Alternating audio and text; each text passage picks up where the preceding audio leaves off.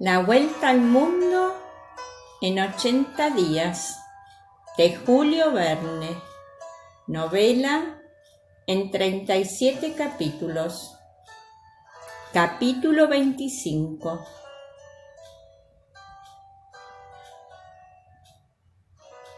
Eran las 7 de la mañana cuando Phileas Fogg, Mistress Aouida y Passepartout pusieron el pie en continente americano, si es que puede darse ese nombre al muelle flotante en que desembarcaron. Esos muelles que suben y bajan con la marea facilitan la carga y descarga de los buques. Allí se arriman los clippers de todas dimensiones, los vapores de todas las nacionalidades y esos barcos de varios pisos que hacen el servicio del Sacramento y de sus afluentes. Allí se amontonan también los productos de un comercio que se extiende a México, al Perú, a Chile, al Brasil, a Europa, a Asia y a todas las islas del Océano Pacífico. Passepartout, en su alegría de tocar por fin tierra americana, creyó que debía desembarcar dando un salto mortal de mejor estilo, pero al dar en el suelo, que era de tablas carcomidas, por poco lo atravesó. Desconcertado del modo con que se había apeado, dio un grito formidable que hizo volar una bandada de cuervos marinos y pelícanos, huéspedes habituales de los muelles movedizos.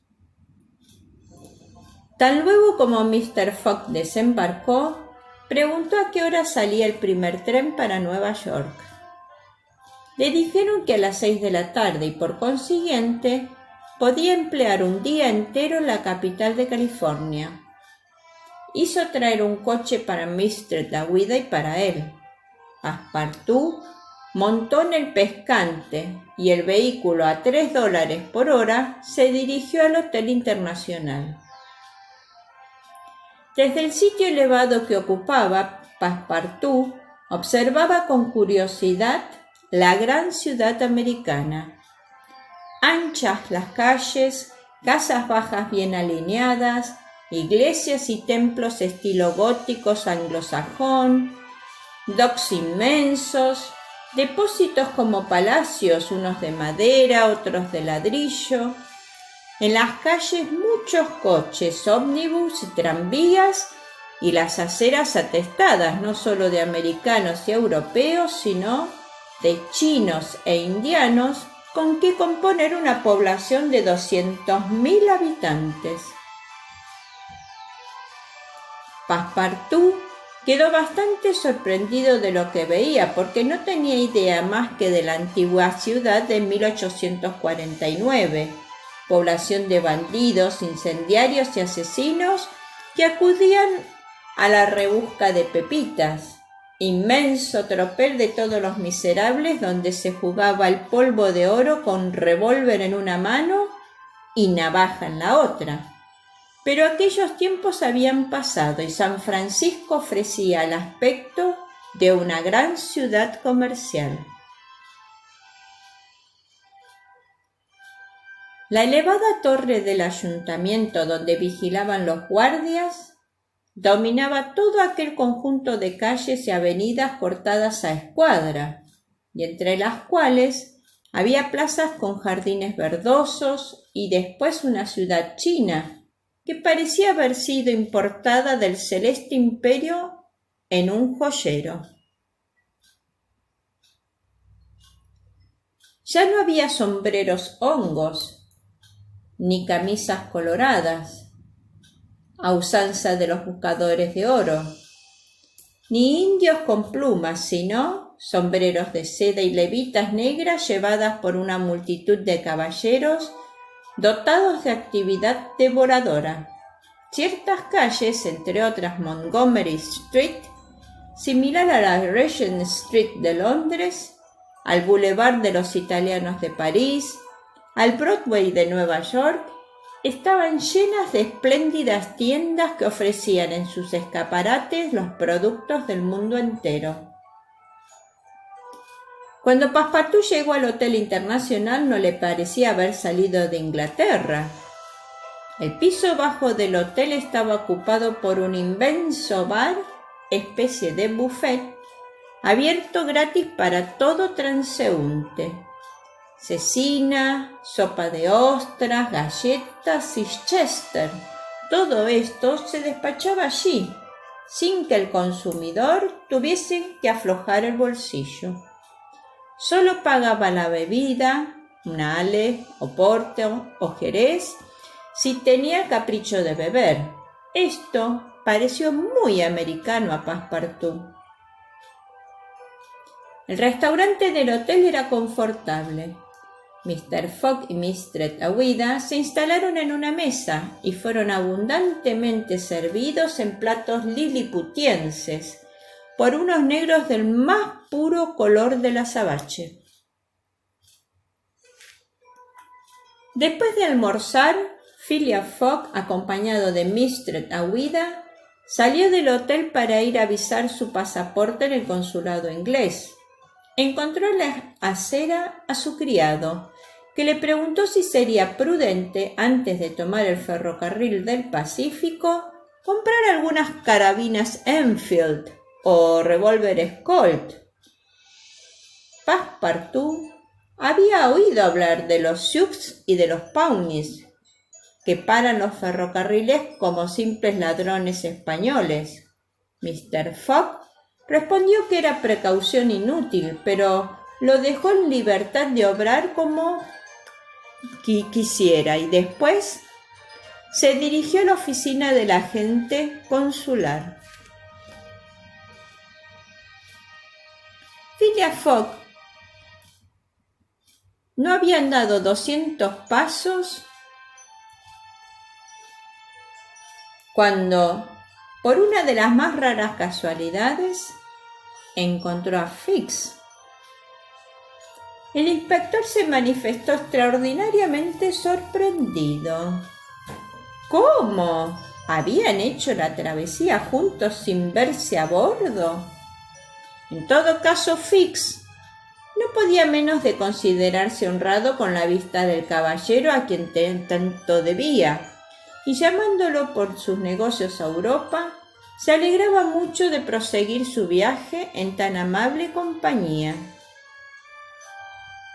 Mr. Fogg respondió que la honra era suya y Fix, que no lo quería perder de vista, le pidió permiso de visitar con él esa curiosa ciudad de San Francisco, lo cual fue conseguido. Mistress Aouida, Phileas Fogg y Fix echaron pues a pasear por las calles y no tardaron en hallarse en Montgomery Street, donde la afluencia de la muchedumbre era enorme. En las aceras en medio de la calle, en las vías del tranvía, a pesar del paso incesante de coches y ómnibus, en el umbral de las tiendas, en las ventanas de las casas y aún en los tejados, había una multitud innumerable. En medio de los grupos circulaban hombres carteles y por aire ondeaban banderas y banderolas, oyéndose una gritería inmensa por todos lados. ¡Hurra por Cammerfield! ¡Hurra por Madyboy! Era un mitin, al menos así lo pensó Fix, que transmitió su creencia a Mr. Fogg añadiendo: quizás haremos bien en no meternos entre esta batahola, porque solo se reparten golpes. En efecto, respondió Mr. Fogg, y los puñetazos, porque tenga el carácter de políticos, no dejan de ser puñetazos.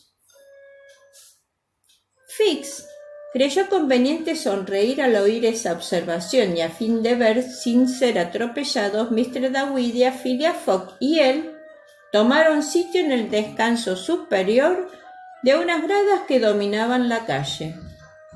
Delante de ellos y en la acera de enfrente, entre la tienda de un carbonero y un almacén de petróleo, se extendía un ancho mostrador al aire libre, hacia el cual convergían las diversas corrientes de la multitud. ¿Y por qué aquel mitin? ¿Con qué motivo se celebraba? Phileas Fogg lo ignoraba absolutamente. Se trataba del nombramiento de un alto funcionario militar o civil, de un gobernador de estado o de un miembro del Congreso. Permitido era conjeturarlo al ver la animación extraordinaria que tenía agitada la población entera. En aquel momento, entre la multitud, un movimiento considerable. Todas las manos estaban al aire, algunas de ellas sólidamente cerradas, se elevaban y bajaban, al parecer, entre vociferaciones, maneras enérgicas, sin duda, de formular un voto. Aquella masa de gente estaba agitada por remolinos que semejaban las olas del mar. Las banderas oscilaban, desaparecían un momento y reaparecían hechas jirones. Las ondulaciones de la marejada se propagaban hasta la escalera, mientras que todas las cabezas cabrilleaban en la superficie como la mar movida súbitamente por un chubasco. El número de sombreros bajaba a la vista y casi todos parecían haber perdido su natural norma. Esto es evidente un mitin, dijo Fix, y la cuestión es que los ha provocado debe ser palpitante. No me extrañaría que se tratase nuevamente la cuestión de Alabama, aunque está resuelta. Tal vez, repitió Fix. En todo caso, hay dos campeones en la liza, el honorable Cumberfield y el honorable Medboy. Mistress Aouida, asida del brazo de Phileas Fogg, miraba con sorpresa aquella escena tumultuosa y Fix iba a preguntar a uno de sus vecinos la razón de aquella efervescencia popular cuando se pronunció un movimiento más decidido. Redoblaron los vítores sazonados con injurias.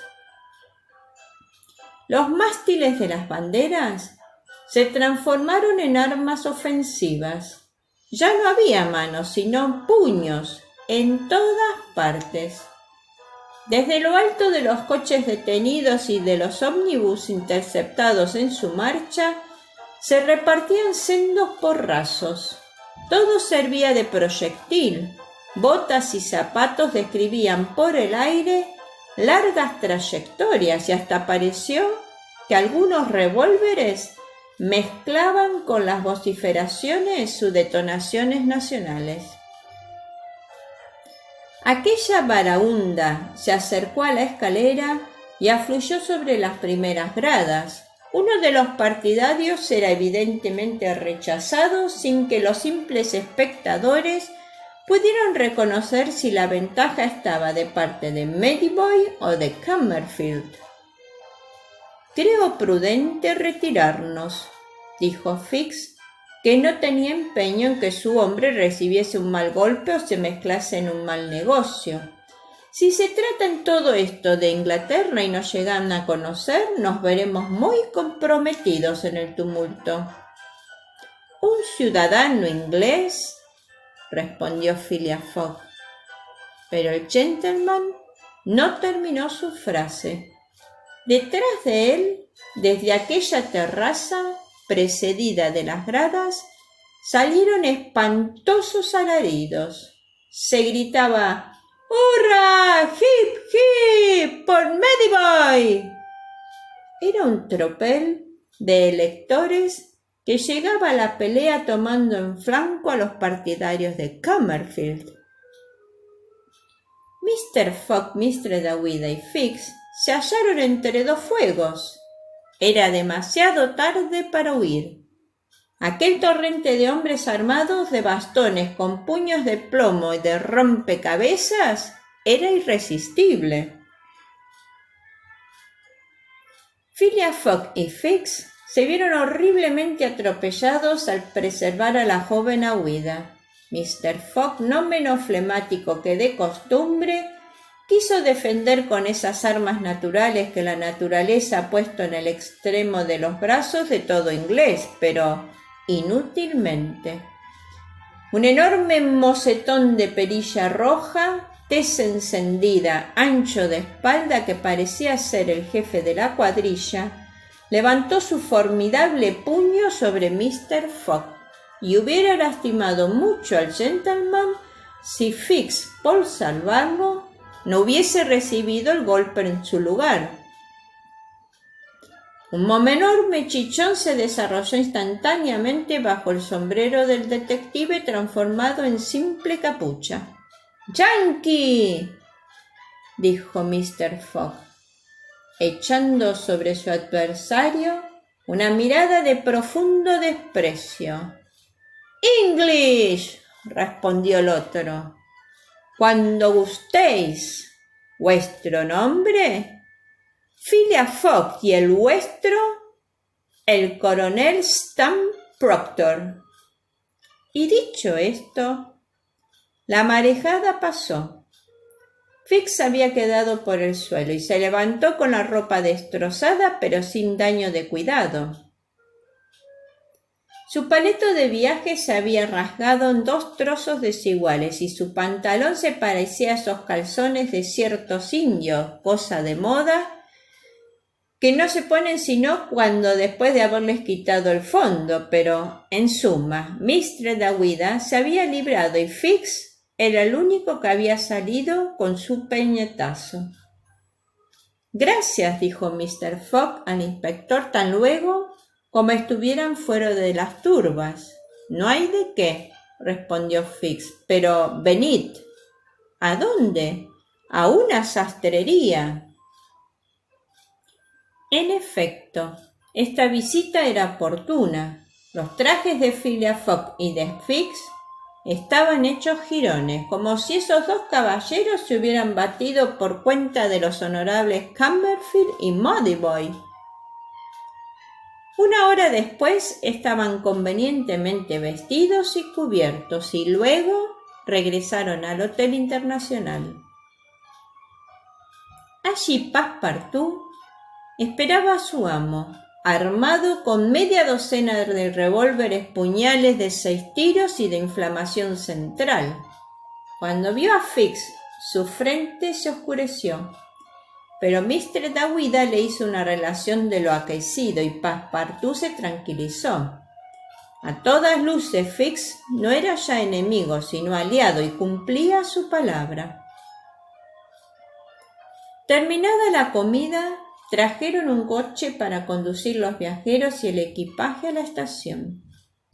Al monitorear, Mr. Fogg dijo a Fix: —¿No habéis vuelto a ver a ese coronel Proctor? —No —respondió Fix—. Volveré a América para buscarlo —dijo con frialdad Phileas Fogg—. No sería conveniente que un ciudadano inglés se dejase tratar de esta suerte. El inspector sonrió y no respondió, pero, como se ve, Mr. Fogg pertenecía a esa raza de ingleses que, si no toleran el duelo en su país, se baten en el extranjero cuando se trata de defender su honra. A las 6:15 los viajeros llegaron a la estación, donde estaba el tren dispuesto a marchar. En el momento en que Mr. Fogg iba a entrar en el vagón, se dirigió a un empleado diciéndole: —Amigo mío, ¿no ha habido algunos disturbios hoy en San Francisco? —Era un mitin, caballero —respondió el empleado—. Sin embargo, he creído observar alguna animación en las calles. Se trataba solamente de un mitin organizado para una elección. —¿La elección de algún general en jefe, sin duda? —preguntó Mr. Fogg. —No, señor, de un juez de paz. Después de oír esta respuesta, Phileas Fogg montó en el vagón y el tren partió a todo vapor. Este capítulo de esta gran aventura ha finalizado. Espera hasta el próximo para poder continuarlo. Fifi la Cuentacuentos agradece tu visita. Ansía que este relato haya sido de tu agrado, pero para continuar con él deberás esperar.